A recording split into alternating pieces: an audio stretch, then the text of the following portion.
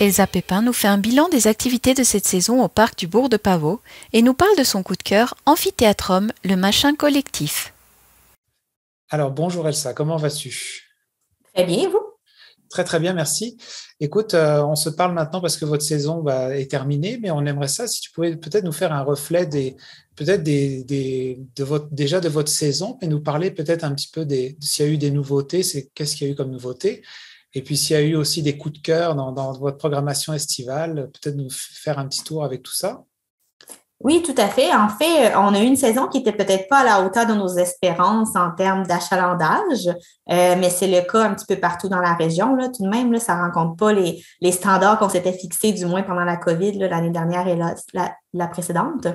En revanche, là, ça reste tout de même bien.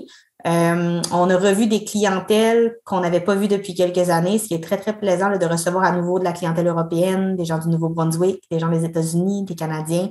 Donc, c'était plaisant de revoir cette diversité-là chez nous. Globalement, là, dans ce qui a été nouveau cette année, là, en fait, c'est surtout notre programmation d'activités culturelles estivales. Donc, c'est des activités gratuites. On avait des 5 à 7 tous les vendredis au restaurant qui étaient à thématique un petit peu plus rythmée que nos samedis. Donc, on avait de la musique, on a eu du jazz, donc différents styles de musique, du slam, de l'art performé. Donc, c'est des belles performances culturelles. On avait également tous les samedis dans l'après-midi des ateliers un petit peu plus en lien avec notre histoire, étant donné qu'on est quand même une institution muséale agréée, donc on est un centre d'interprétation historique et archéologique, ça se reflétait dans notre programmation.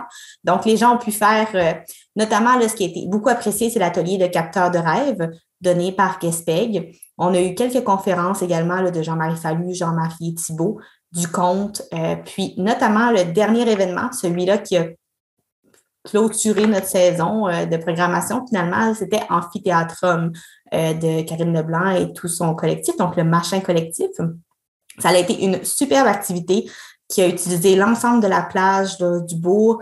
On a eu plus de 45 personnes qui sont venues voir la représentation. C'était une très, très belle performance. Ça a été énormément apprécié. Ça a attiré une clientèle beaucoup plus axée sur la culture. Là. C'était très, très intéressant de voir ce regroupement-là.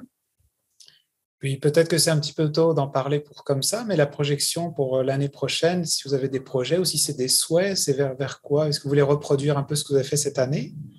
Oui, on souhaite relancer cette programmation-là. On a trouvé ça très, très plaisant. Puis en fait, les gens commencent à comprendre la récurrence puis à savoir que ça revient d'année en année puis que c'est tous les vendredis et les samedis. Donc, on souhaite remettre ça sur les rails pour l'année prochaine également. Donc, avoir des nouvelles performances, des nouveaux ateliers, des nouveaux groupes qui vont pouvoir nous jouer de leur musique. Donc, on commence déjà à travailler sur la prochaine. Ça devrait revenir sans problème pour l'année prochaine. On a bien hâte de recevoir encore tous ces gens-là ici.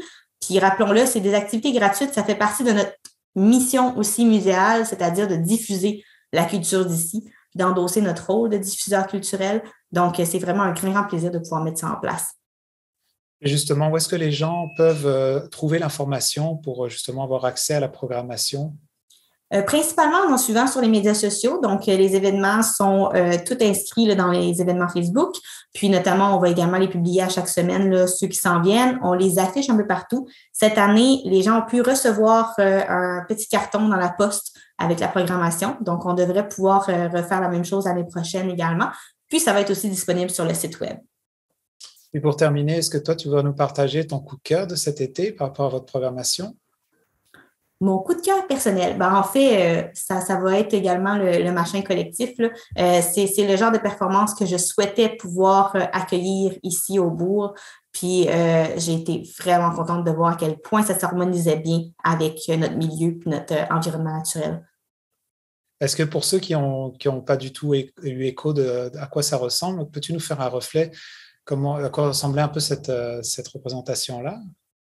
Je crois qu'il faut l'avoir vu et vécu pour bien comprendre ce que c'était en fait, mais c'était un mélange de disciplines culturelles avec une histoire profonde. Puis en fait, chaque personne qui pouvait observer la performance faisait ses propres déductions, puis ça touchait chaque personne d'une façon différente en fait.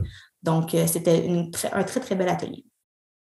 Bon, bah, merci beaucoup en tout cas. Puis là, on se reparlera peut-être au printemps prochain pour être plus à jour sur la programmation à venir. Excellent, ça va être avec plaisir. Merci. Vous écoutez Un reflet d'ici mensuel. Revoyez tous nos reportages sur notre site Internet.